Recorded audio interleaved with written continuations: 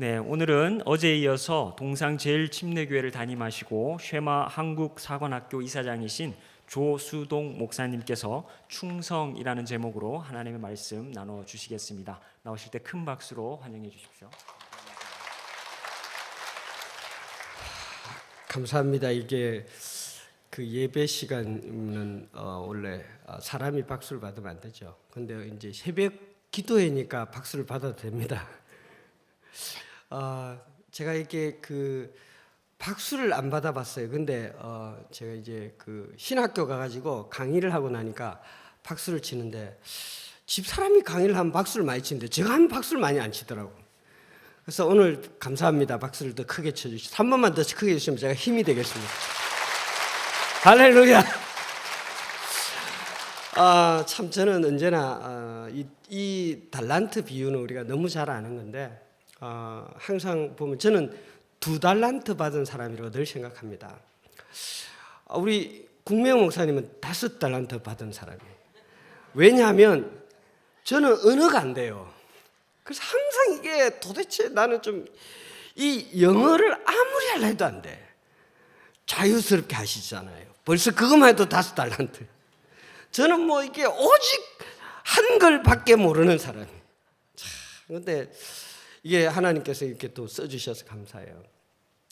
우리 왜 예수님께서 마지막 심판 말씀하시면서 종의 비유를 하시느냐?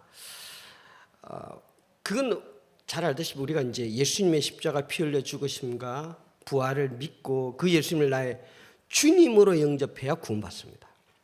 근데 영접하는 자 곧 그 이름을 믿는 자들에게 하나님의 자녀가 되는 권세를 주셨으니라고 했는데 우리가 예수님을 영접할 때 뭐 우리가 알라딘의 램프 속의 거인처럼 예수님을 영접한 게 아니잖아요.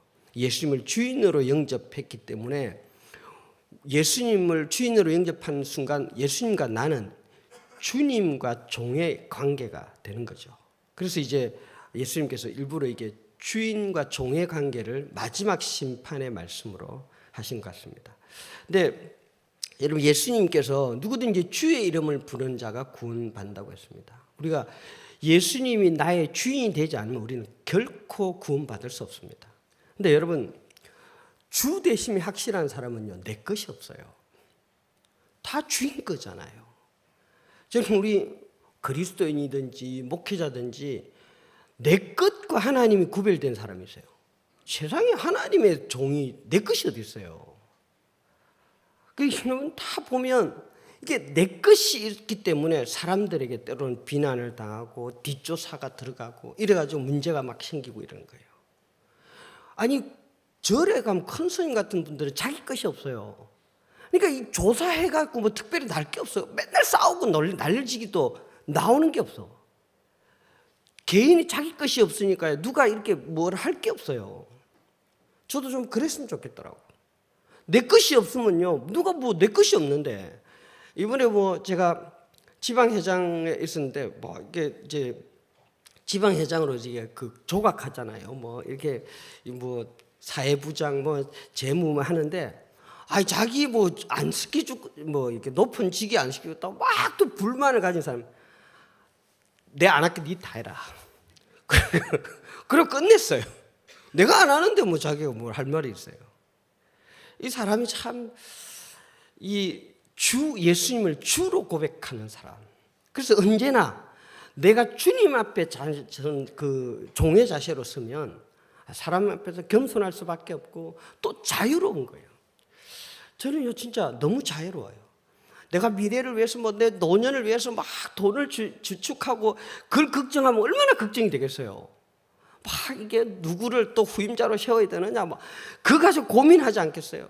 근데 뭐 내가 미래에 대한 내가 뭐 내 것이 없으니까 어차피 난 내 것을 안 가지려고 작정한 사람이니까 뭐 내 미래에 대해서 걱정할 거 없고 떵떵거리고 안 살려면 요즘 뭐 굶어 죽겠습니까? 그렇죠? 대답을 안 하네. 아닌가 보네. 근데 참 근데 주 이야기 주님이 이제 이 주님과 주인과 종의 비유를 하면서 이 참 그 말씀에 이게 종인데 주인에게 참 칭찬을 마지막 때 받는 사람이 있어요. 5달란트 받은 사람하고 2달란트 받은 사람인데 주인이 이렇게 이야기합니다. 잘했다. 이 잘했다는 헬라어로 유거든요. 그런 게 올바로 행동하다라는 뜻입니다. 착하다라는 말이 이제 아가도스인데 훌륭하다. 왜 제가 이렇게 또 충성되다는 게 피스토스라고 하는데 믿을 만한 신뢰하는 사람이라고 합니다. 왜 제가 이렇게 헬라어를 이야기하느냐? 목사는 헬라어도 보는구나. 그걸 자랑하기 위해서입니다. 저는 이렇게 헬라어도 봅니다. 이렇게. 근데 이렇게 이게 5달란트 받은 사람하고 2달란트 받은 사람에게 말하는 게 참 더 착하고 충성되다. 이렇게 충성이 참 이게 충성된 사람, 하나님께 충성된 사람이 누리는 복이 있습니다. 그게 뭐야? 네 작은 일에 충성했으니까 내가 많은 것으로 내게 맡긴다. 많은 것은 우리가 볼 때 그게 어떤 것이 많은지 모릅니다. 우리 여러분들은 얼마만큼 가져야 많은 거라고 생각할지 모르겠습니다. 저는요, 제가 평생 돈을 안 갖고 오다 보니까 제 포켓에 한 10만 원 돈이 있으면 떨려요. 계속 손이 갑니다. 저는 지갑도 안 갖고 다니고, 그래서 현금이 한 10만 원 있으면요, 이게 너무 많아서 주체가 안 돼. 이거 어떻게 해야 돼? 그래서 이게 빨리 너무한테 줘버려야 돼. 이게 그냥 이게 저는 여러분들은 10만 원 많다고 생각하는지 모르겠는데 저는요, 이게 10만 원이 현금을 갖고서 엄청 많아요. 근데 사람에 따라서 많은 게 다르죠.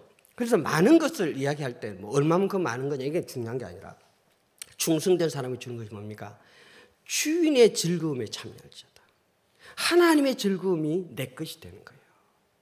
여러분 신앙생활 하면서 참 이게 부담을 가지고 늘 힘든 사람이 있어요. 저는 늘 이야기합니다. 신앙생활은 즐거워야 된다. 여러분 신앙이 즐겁지 않으면 전도도 하면 안 돼. 어떤 사람한테 가서 내 신앙생활 해보니까 너무 부담스럽더라. 나만 고생할 수 있냐? 너도 와서 고생 좀 해봐라. 교회 오라. 이게 말이 안 되잖아요. 이게 정말 우리는요 신앙은 즐거워야 돼. 전 목회도 즐거워야 된다고 생각합니다. 그래서 즐겁지 않으면 나는 왜 인생이 목회가 즐거워야지 하나님이 주인은 하나님이시고 알아서 하는데 나는 그 종의 뜻대로만 하면 되는데 즐거워야 돼요. 그래서 항상 즐거워야 돼. 우리 성도들한테도 즐거워해라. 바울 같은 사람도 항상 즐거워하라 하잖아요. 기뻐하라 하지 않느냐. 즐거워하는 게 중요하다. 신앙은 즐거워야 됩니다. 부담이 되면 안 돼. 이럴 때는 아멘 하는 겁니다. 신앙은 부담이 되면 안 되는 거예요. 즐거워야 되는 거예요. 이게 참 충성된 종에게 주어지는 것이 즐거움이에요. 평생에 즐겁게 사는 사람. 근데 여러분 바울은요 다 즐거웠는데 바울이 보세요. 가난한 자 같으나 많은 사람을 부여하고 아무것도 없는 자 같으나 모든 것을 가진 자라. 바울의 고백이에요. 그러니까 아무것도 없는데 모든 것을 가진 자처럼 하나님 한 분만으로 만족하니까 즐거운 거 아닙니까? 여러분 욕심이 있는 사람이 즐거울 수가 없어요. 우리 속에 조금이라도 욕심이 있으면요 아무리 많은 것이 주어져도 즐겁지 않습니다. 근데 바울은요 가난한 자 같으나 부유하고 아무것도 없는 자 같으나 모든 것을 가진 자로 사니까 얼마나 즐거운지 몰라 삶 자체가. 근데 사실 이게 참 충성된 종 바울은 그래서 자신을 하나님 나를 충성된 종으로 여겨주셨다. 이 바울은요 하나님이 자기를 충성된 종으로 여기신 거예요. 40이 하나 가난매를 5번 맞고 3번 태야장으로 맞고 3번 바다에 빠져서 파스내고 일주일을 헤매고 해도 강도 위험과 동족 위험과 혈복과 굶주리는 수많은 그런 어려움 속에서도 그는 즐거운 거예요. 왜? 하나님이 자기를 충성되게 여겨주셨기 때문에 충성되게 여겨주는 자에게 주시는 그 기쁨이 늘 있었던 거예요. 저는 별로 큰 교회를 부러워하지 않습니다. 죄송합니다, 목사님. 왜냐하면요, 가지 많은 나무에 바람 잘 날이 없어. 저는 교회가 작은데 너무 즐거워요. 그냥 한눈에 딱 들어오잖아요. 한 소나기에 딱 들어오는 거예요. 너무 감사해요. 즐거워. 근데 문제는 이제 충성돼야 즐거운데 어떤 사람이 충성되냐? 충성은요 주인의 뜻대로 하는 게 충성이라. 아무리 맡겨진 사명에 충실한다 해도 주님의 뜻대로 하는 것은 하지 않는 것은 충성된 종이 아닙니다. 천국 가는 것도 마찬가지요. 나더러 주여 주여 하는 자마다 다 천국에 들어갈 것이 아니요 다만 하늘에 계신 내 아버지의 뜻대로 행하는 자라에 들어가리라. 내 나름대로 열심히 신앙생활 해도 하나님 말씀대로 하지 않으면 하나님께 상관없는 자고 결국 천국 들어갈 수 없다. 저는요 진짜 천국을 갔다 온 사람이에요. 제가 목회 처음 시작할 때 하나님 앞에 기도했어요. 하나님, 천국과 지옥에 성경에 있다 하는데 신학교 딱 졸업하고 목회하면서 그랬습니다. 나는 실제로 경험해보지 않고 내가 성도들한테 확실하게 말할 수 없겠습니다. 하나님, 나로 하여금 천국을 한번 경험하게 해주세요. 한 달 정도로 기도했어요. 하나님 천국 다 보여주셨어요. 저는 지금도 천국에 대한 확신이 너무 단단해요. 그래서 누구한테 이야기할 때 천국은 정말 있습니다. 나는 지금 그냥 성경에 있는 이야기를 다 하는 것이 아니라 나는 지금 직접 갔다 온 사람이에요. 천국에 딱 간대요. 제 이름이, 제 문패가 다 천국의 거리에 조수동 딱 써 있더라고. 와, 너무 감사해갖고 딱 열고 들어간대요. 안에 아무것도 없어. 상급이 하나도 없는 거예요. 야, 정말 강산이야. 정말 힘들어요. 그때부터 나는 나름대로 열심히 한다고 했는데 하나님이 받아준, 하나님 인정한 그런 충성은 하나도 없구나.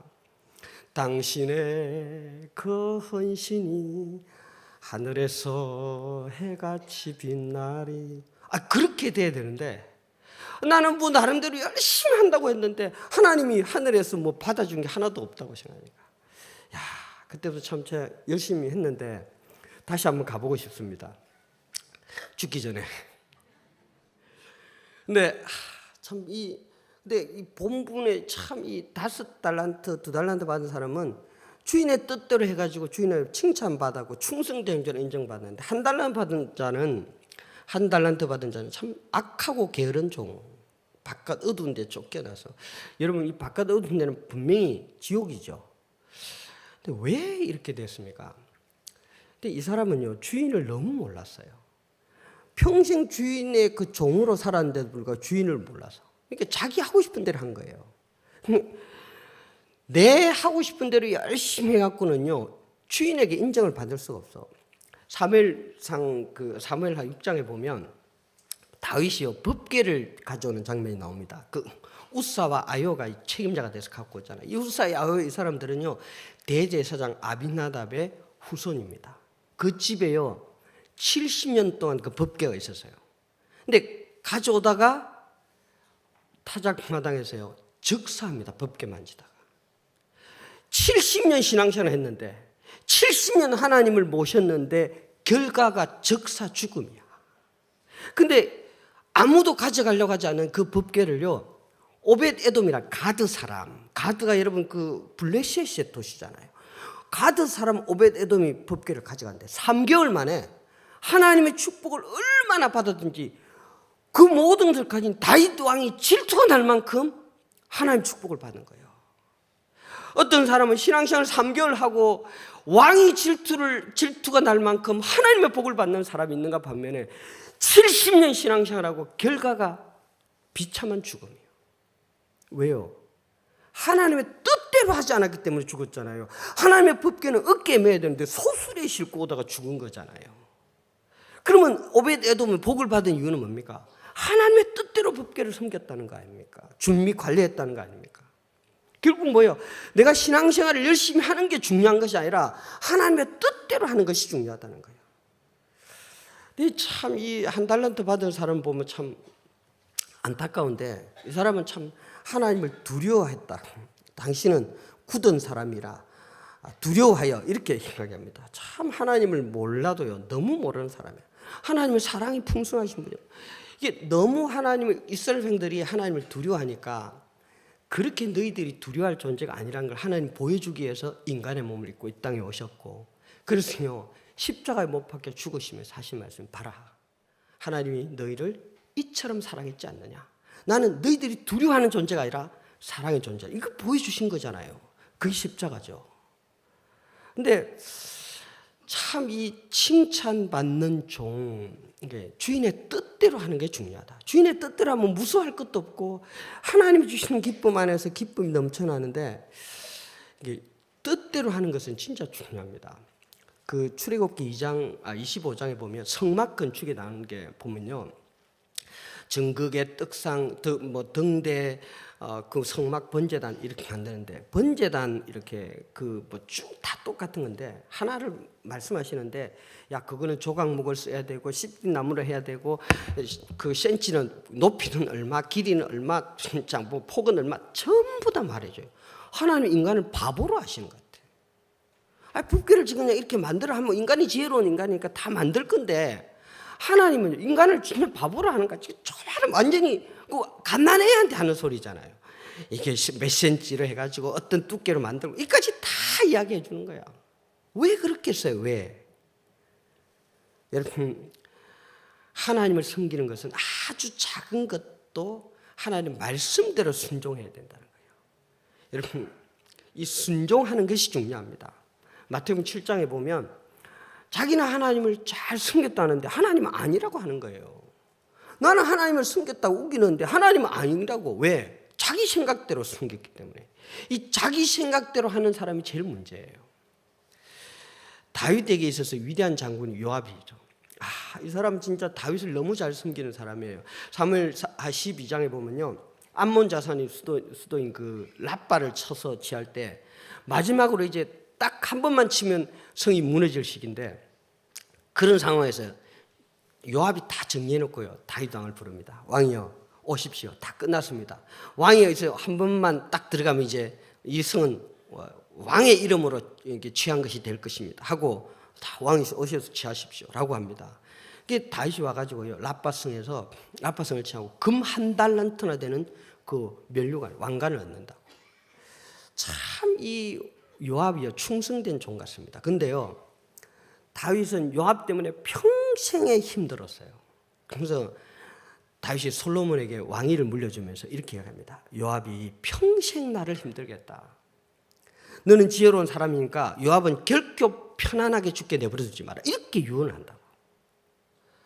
여러분, 요압 같은 사람은요, 충성된 장수라, 대단한 능력자라, 자기 나름대로 왕에게 충성을 다한 사람인데, 다윗은 요압 때문에 평생 한이 되는 거예요. 왜냐? 요압은요, 다윗 말을 너무 안 들어. 나라를 위해서 너무 열심히 하는데 말을 안 들어요. 지 하고 싶은 대로 하는 거야. 너무 말을 안 들으니까 다윗이 이제 왕을 교체하려 하잖아요. 근데 아마샤도 죽여버리고 아브넬도 죽여버리고 다 죽여버려. 교회 안에서 제일 문제가 이거예요. 목회자의 말을 듣지 않고 일 잘하는 사람, 이 사람이 제일 문제라. 일은 잘하고 능력이 있어 하는데 목회자 말 안 듣고 지 하고 싶은 대로 해버려요. 이런 사람들이 반드시 분열을 일으켜요. 여러분, 하나님 일은 잘하는 게 중요한 게 아닙니다. 말씀대로 순종하는 게 중요합니다. 이럴 때는 아멘 하셔야 돼요. 아무리 여러분 신앙생활 자기 나름대로 말씀에 순종, 자기 나름대로 충성, 이거 아닙니다. 여러분, 목회자로서 그렇게 사랑, 용서를 강조하던 그 바울도요, 죽을 때까지 용서가 안 되는 사람이죠. 디모데후서 4장 14절에 이렇게 이야기합니다. 구리장색 알렉산더가 내게 해를 많이 보였음에 주께서 그 행한 대로 저에게 갚으시리라. 아니, 마지막 죽음 직전에까지도 이 목회하던 그 바울 같은 사람에게도 절대로 용서가 안 되는 사람이 있다고. 왜요? 이 사람이 열심히 안 한 사람이 아니야. 그 일은 열심히 했지만 자기 나름대로 끊임없이 목회자와 각을 세우고 힘들게 한 사람. 그래서 바울 평생에도 하나님 저에게 행한 대로 갚으시리, 이렇게까지 이야기하는 거예요. 순종이 제사보다 낫고 듣는 것이 수양의 기름보다 나으니. 아멘 하시는 겁니다. 할렐루야. 참 이 신앙생활, 여러분, 영적 이스라엘이 영적 암흑기에 보면 항상 자기 왕이 없으므로 자기 소견대로 행하였다. 이스라엘 영적 제일 암흑기가 사사기 시대잖아요. 그때는 이스라엘이 왕이 없으므로 사람이 자기 소견에 옳은 대로 행하였더라. 자기 소견대로 옳은 대로 행하니까 영적 암흑기가 돼버린 거예요. 교회는 목회자가 있고 담임 목사가 있으면 그 담임 목사를 중심으로 하나가 딱 돼야 큰 일을 감당할 수 있고, 이럴 때 나중에 하나님 앞에 충성된 자라 인정받을 수 있는 거예요. 여러분 모두 그런 충성된 자가 되시길 예수 이름으로 축원합니다. 근데 이게요, 신앙생활이 사람이 자기 가고 싶은 대로 하는 이게 정말 문제입니다. 이 기독교 자체가요, 기독교가 이 자기 하고 싶은 대로 자기 나라마다 자기 원하는 대로 해버리니까 지금은요 기독교 문제가 심각하게 되었습니다. 세계 이 종교 역사 흐름을 보면요, 다 어느 나라 가면 토속 종교가 있습니다. 근데 기독교가 딱 그 나라에 들어가면요 모든 종교 싹쓸이, 기독교가 들어가면요 모든 토속 종교를 싹쓸이 해버려요. 근데 그리고 100년 정도 지나면 기독교가 찬란한 꽃을 피웠다고, 그리고 순식간에 점점 쇠퇴해져가고 세속화돼가지고 그런 거의 없어지고 이름만 저기 변방의 조그만 종교처럼 이름만 남고 그 뒤를 반드시 이슬람이 들어와서 차지합니다. 이건 유럽에서부터 지금 미국으로, 지금 한국으로 계속 이 복음의 흐름을 보면, 이 세계의 이 종교의 흐름을 보면 항상 그래 됐습니다. 토속 종교가 있는데 기독교가 들어가고 기독교가 정리 싹 해놓고 나면 그 다음에 기독교는 타락하고 그러면서 이슬람이 들어와서 그 자리를 차지하고 계속 가는 거예요. 제가 보니까 이유가 있습니다. 첫 번째는 기독교는요 정해진 형식이 없어요. 형식이 없으면 내용도 없어지는 겁니다. 변함없이 유지되는 그 종교의 특징은요, 인간의 편의를 위해서 절대로 형식을 바꾸지 않습니다. 제가 이것 때문에 연구를 좀 했어요. 러시아 정교회는요 형식을 엄청나게 중요한데 공산주의 치하에서도 안 없어졌어요. 여러분 공산주의가 어떤 것입니까? 근데도 그 어느 없어지지 않은 종교 러시아 정교회예요. 형식이 너무너무 중요합니다. 특별히 여러분 우리 세계 종교를 보니까 기도 시간을 철저히 지키는 종교는 절대로 없어지지 않아요. 이슬람은요 하루 5번 기도합니다. 유대교는 하루 3번 기도합니다. 제가요 보니까 선교사님들한테 가서 강조를 하는데, 지금 우리 전 세계 선교사님들 미주 지역 빼고 다 선교사님들 거의 대부분 다 만났어요. 근데 그런 분들한테 제가 강조하는 게 있습니다. 기독교가 이슬람을 전도하려면 이슬람보다 10분이라도 더 기도해야 된다. 이슬람 사람들 하루 5번 기도하는데 그들이 5번 기도할 때 같이 시간에 하나님 앞에 기도하면서 1분이라도 더 기도해야 돼. 1분이라도 5분이라도 더 기도하면 그들을 전도할 수 있고, 왜? 영적 파워는요 기도하는 만큼 나와요. 이건 어쩔 수가 없는 거예요. 여러분 해보면 사람 많아요. 어떤 사람은 이렇게 제가 이야기하니까, 아니 기도는 원래 많이 하는 게 중요한 게 아니라 깊이 하나님과 교제하는 게 중요하다. 맞습니다. 근데 제가 그랬어요. 그렇게 말하는 사람은 분명히 8시간 기도 안 해본 사람일 겁니다. 그랬어요. 많이 기도해보지 않은 사람은요 그런 해본 것을 많이 기도할 때 나타나는 그 영적 파워를 모르기 때문에 깊이 기도하는 게 맞다고 해요. 깊이 기도하면서 더 오래 기도하면 더 맞죠. 더 좋죠.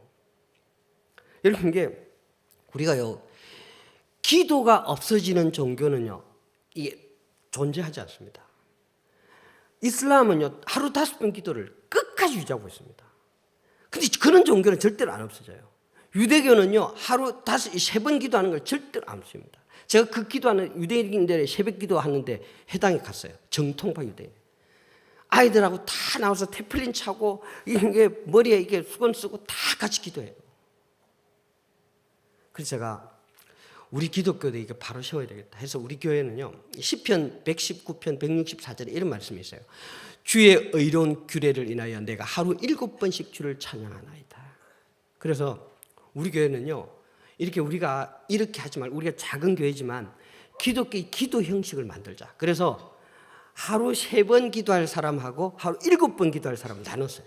7번 기도라는 게 너무 하루 1시간씩 기도하면 너무 많잖아요. 그래서 이슬람도 보니까 5번 기도하는데 한 30분 이내로 기도하더라고. 그래서 우리는 7번 기도는 많으니까 10분씩만 하자. 10분씩만. 그래서요 일어나면 바로 10분 기도하고 9시, 12시, 오후 3시, 오후 6시, 그리고 우리는 매일 저녁 기도가 있습니다. 8시부터 9시까지 매일 저녁 기도해. 그리고 자기 전에 한 번 10분. 그래서 하루 7번 기도할 사람, 우리 3분의 1은 하루 7번씩 기도합니다. 다 정해놓고. 그리고 이제 3분의 1은 하루 3번 기도합니다. 아침에 해 뜨기 전에 30분, 해 뜨고 난 뒤에 30분, 그리고 해 지고 난 후에 30분, 아니 1시간 이렇게 딱 기도합니다. 우리 그렇게 정했어요. 이게 지금 안 된다. 이 기독교가 바로 세워나가면 우리만이라도 이렇게 바로 형식을 좀 세워가자. 이렇게 해서 기도를 하는 거예요. 여러분, 기도하지 않으면 불교도 이길 수 없고 기도하지 않으면 이슬람도 이길 수가 없어요. 기도하셔야 돼요. 나는 못하겠으니까 아멘 안 하고 이러지 마시고 아멘 하고 하십시오. 제가 기독교가 이 자꾸 세트해가는 이유가 첫 번째 이 기도 형식이 없어서 그래요. 두 번째는요, 자녀를 제자 삼지 않아서 그래요. 여러분, 유대교, 이슬람, 제가 유대교 정통과 유대인을 보니까요, 자녀가 만약에 유대교를 떠나면요, 부모님이 설득해서 안 되면 장사를 지내버려. 자녀가 유대교를 떠나면 부모님이요, 넌 이제 죽었다 하고 장사를 지내보더라니까. 이야, 정말 제가 너무 깜짝 놀랐어요. 근데 이슬람도요, 이슬람을 떠나는 자녀들은 아예 그냥 자식을 취급을 안 해줘요. 그냥 우리 가족이 될 수가 없는 거죠. 근데 제가 기독교는 그럼 어떻게 했느냐? 기독교도 그런 계가 있어요. 보니까 이집트의 kop트교가 그래요. 여러분, 이집트 kop트교는요, 여러분 이집트가 이슬람의 종주국 같은 곳이에요. 근데 그곳에 kop트교 기독교가요 1,500만입니다. 1억 중에 15%가 기독교인데요. 근데 그보다 더 중요한 게 뭐냐? 기독교 역사가 1,400년 동안 변함없이 내려왔어요. 제가 그 kop트교에 갔어요. 참 저도 이게 하나님 기독교를 향한 애타는 마음 때문에 이 기독교가 전 세계 기독교가 너무 이렇게 세속화돼가지고 막 힘없이 무너지는 걸 보면서 이거 어떻게 해야 될 건가? 저 나름대로 기도 많이 하면서 이 조그마한 교회, 시골 교회 목사가 그런 마음을 가지고 진짜 애가 타서 그랬어요. 보니까 아이들이 이렇게 놀고 있어요. 젊은 아이들, 아주 젊은 애들 몇 살인가 청년들인데 21살이래. 아주 예쁘장해 잘생긴 남자아이들이에요. 근데 손목에다가 여기다가 있잖아요, 십자가를 이렇게 문신을 새겨놨어. 부모가요, 태어나면요 애들 치울 수 없도록 여기다 문신을 새겨본다고, 십자가를. 여러분, 이집트는요 기독교인이 되면 그 공무원이 될 수도 없고 일반 기업에 취직도 못합니다. 부모님이 자식의 앞길을 막는 거예요. 너는 어떤 것도 신앙 먼저 되지 않으면 안 된다, 이렇게 확실히 정해버리는 거예요. 그래가지고요 이 딱 십자가를 너도 있냐 하니까 너도 다 있더라고. 그래서 아이들이 뭐냐, 직장을 못 가지니까 열심히 공부해서 의사 되고 열심히 해서 장사하는 거예요. 그러면서도 여러분 1,400년 동안 기독교를 유지하는데 이집트 이슬람 종주국 같은 이집트에서 1,500만 명이 기독교인이에요. kop트교. 유대교는요 어디를 가든지 자녀들을 진짜 강력하게 교육을 시키는데 꼭 자기들 따로 교육을 시켜요. 그래서 저희들 유대인 예시바 학교, 예시바 고등학교, 예시바 대학교를 갔다 오면서 우리가 이제 교회에서 우리도 이 아이들을 어릴 때부터, 여러분 이 애들 제일 중요한 시기가 포14이에요. 4살부터 14살까지 이때 신앙을 제대로 심어주면요 절대로 안 떠난대. 거의 90% 이상은 교회를 안 떠난대. 떠났다가도 거의 돌아온대요. 그래서 우리가 이거 하자. 그래서 교회에서 대안학교를 시작한 거예요. 그래가지고 대안학교를요 아침에 우리 아이들은요 6시 57분까지 등교합니다. 왜 7분을 하느냐? 아이들에게 어릴 때부터 1분 단위의 시간의 개념을 심어주기 위해서 57분까지 등교를 시켜요. 그리고는 아침에 일어나서 딱 등교하자마자 230고지, 그 고지를요 뛰어 올라갑니다. 매일 아침 뛰어옵니다. 뛰어갔다가 뛰어내려와요. 어른들이 그러면 한 1시간 반 정도 걸리는데 우리 아이들은요 올라갔다 내려오는데 40분밖에 안 걸려. 한 2년 동안 뛰니까요 하루에 6km를 뛰는데 10분도 안 걸려. 정말 아이들이 체력이 얼마나 좋아지는지 몰라요. 그리고요 1년에 한 번씩 무전전도행을 보냅니다. 한 주 동안 어떤 때는요, 우리가 지금 판문점에 애들 내려놓고 너희들 알아서 찾아와라 한 게요 벌써 2번이나 돼. 애들 차를 끌고 가지고 애들 내려놓고 5명씩 한 조를 이뤄가지고 지금 초등학교 2학년부터 해가지고 고등학교까지 전부 다 딱 실어놓고 거기서 너희들 알아서 내려와라 하고 합니다. 그리고 이 아이들이요 하루에 20명씩 딱 붙잡고 영접기도 시키지 않으면 안 돼. 근데요 한 해에 그렇게 해서 우리가 보통 10개조 8개조에서 10개조 어떤 데 12개조까지 가는데요 한 해에 4,000명 영접기도 시킨 사람은 4,000명 플러스 마이너스예요. 작년에는 3,600명 정도. 그 앞에는요 4,443명 영접기도 시킨 사람만. 초등학교 2학년짜리가요 다 손을 붙들고 예수님 영접해야 됩니다. 그래 천국 갑니다 하고 예수님 영접. 하나님 저는 죄인입니다. 죄 때문에 저주받고 심판받아 지옥 갈 수밖에 없지만 예수님께서 저의 죄를 대신해 십자가에 피 흘려 죽으시고 3일 만에 부활한 사실을 믿고 예수님을 내 마음에 영접하면 구원 받습니다. 영접하시겠습니까? 해가지고요 구원 받다 그거 다 영접기도까지 다 시키고 기도를요 열심히 훈련시키니까 이 애들이요 기도 응답 받는 게 너무 확실해. 매해 빠지면 지금 20년 가까이를 한 해도 빠짐없이 무전전도에 시킵니다. 매일 비가 와도 그 뛰는 건 아침에 6시 57분에 딱 오면 6시 57분에 오면 부모님들이요 다시 일어나야 돼. 그래서 챙겨주면요 와가지고. 근데 참 사실 어렵습니다. 그 아이들이 원래 가난한 동네이기 때문에 대안학교 하려면 회비가 비싸잖아요. 근데 우리가 80만 원 정해놓고요 40% 우리 교회 성도들 해주고 그리고는요 조금만 잘하면 계속 20만 원 해가지고 거의 공짜로 다니다시피 해줍니다. 다 교회에서 지원합니다. 지금요 그래 교회 나중에 우리 교회 아이들 키우는데 돈이 없어 이러면요 교회 팔아서 하자. 교회 팔아서 이 교회 앞으로 30년 50년에 이 교회 남으리라는 생각이 그 보장이 있나?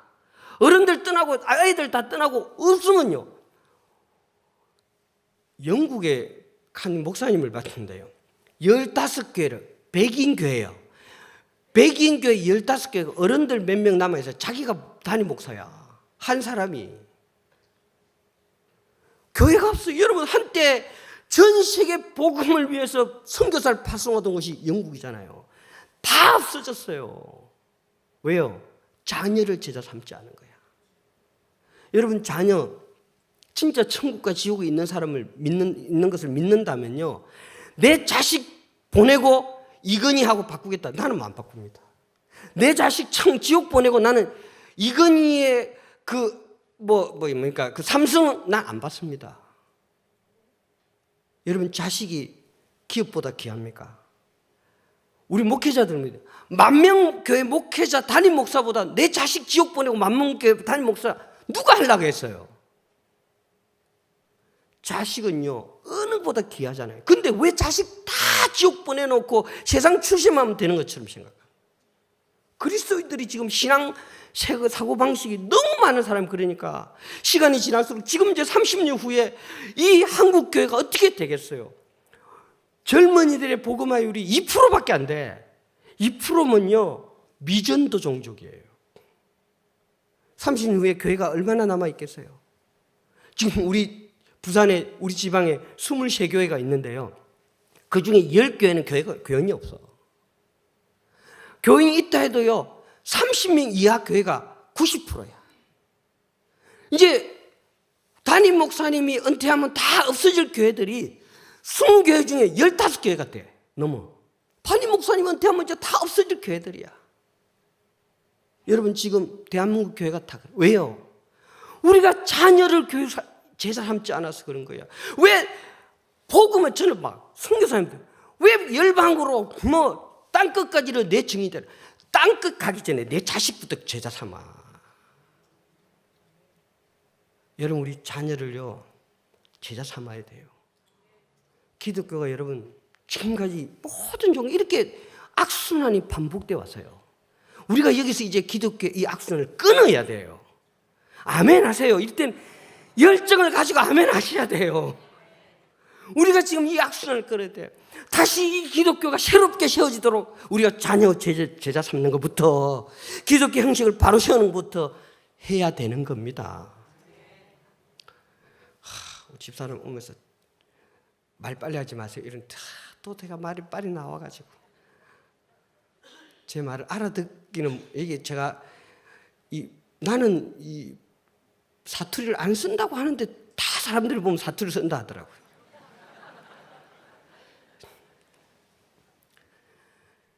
우리가 하나님이 충성은 말씀대로 하는 건데, 하나님 말씀대로 우리가 좀 처음부터, 저희는요 목회를 시작할 때부터 우리는요 3세대 예배를 같이 드립니다.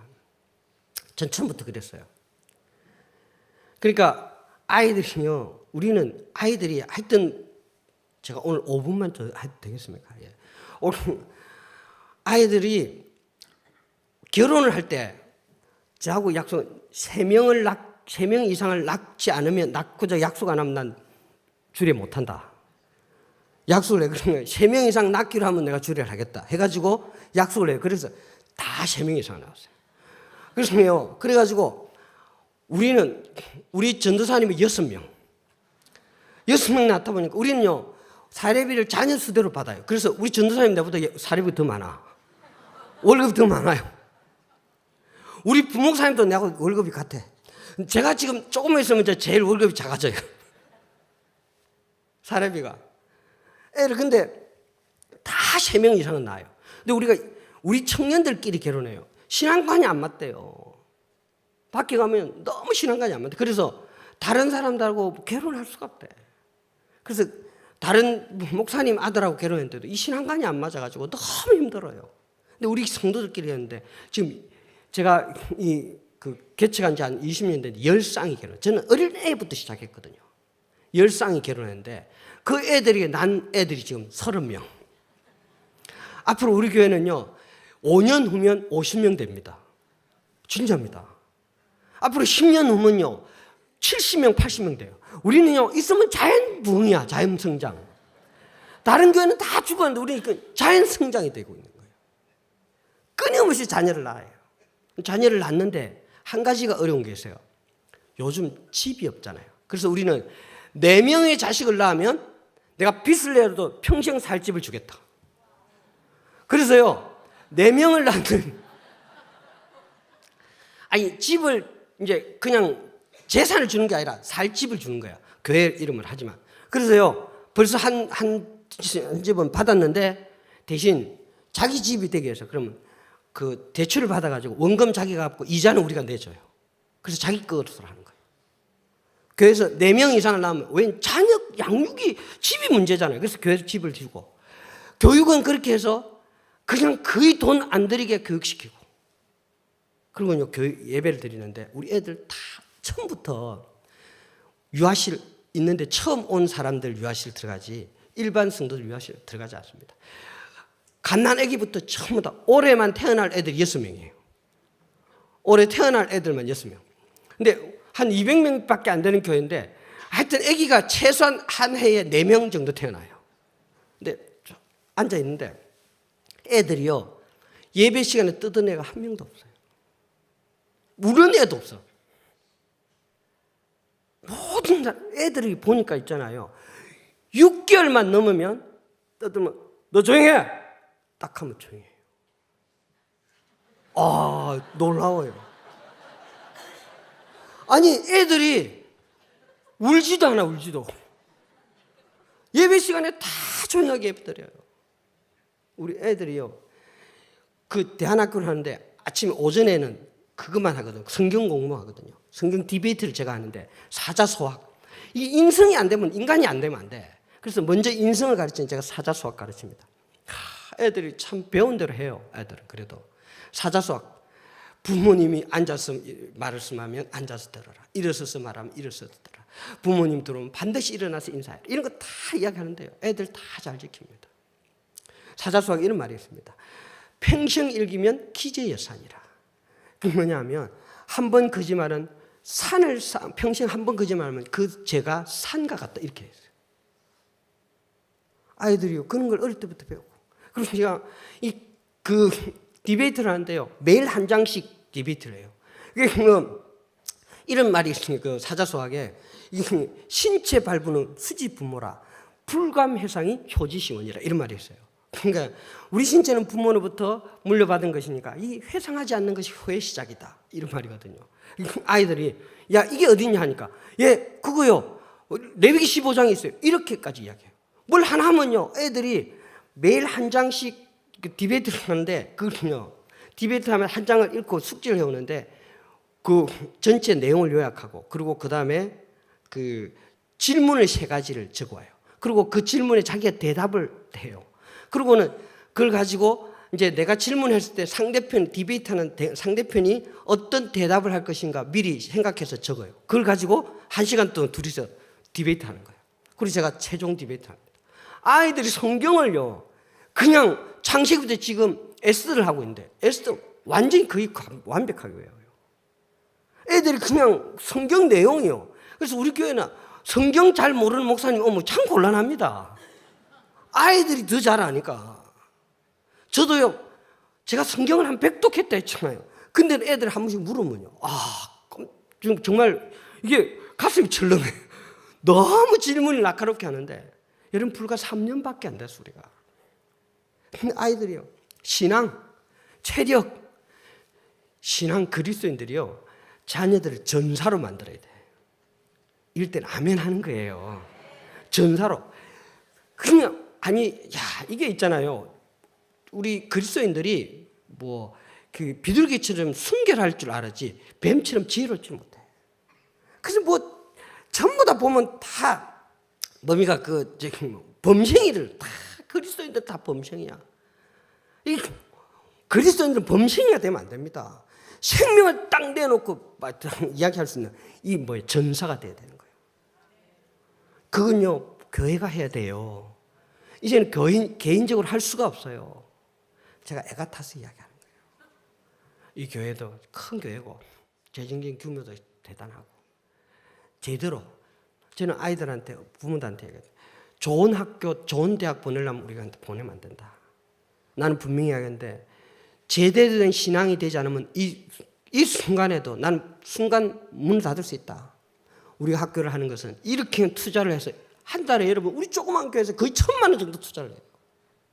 이렇게 투자를 하는 것은 너희들이 바른 신앙으로 하나님의 이 기독교 이 다음 세대를 그 제대로 세우기 위해서 너희들을 지금 교육하는 거다. 계속 제가 이야기하는 거예요. 이 교회도 다음 세대를 세우는 일에 기독교를 바로 세우는 일에 이런 교회가 한번 딱 붙잡으면 뭐든지 할 수 있잖아요. 저력이 있는 교회니까. 그래서 정말 한국교회를 전 세계 기독교를 좀 바로 세워가는데 좀 귀하게 쓰임받는 교회가 되시길 예수 이름으로 축원합니다. 제가 기도하겠습니다. 주님 감사합니다. 정말 충성된 종이 되게 하여 주옵소서. 평생에 신앙이 즐거울 수 있게 하시고 정말 후세대를 세워가는 일에 귀하게 복되게 쓰임받는 귀한 교회가 되게 하여 주옵소서. 예수님의 이름으로 기도했습니다.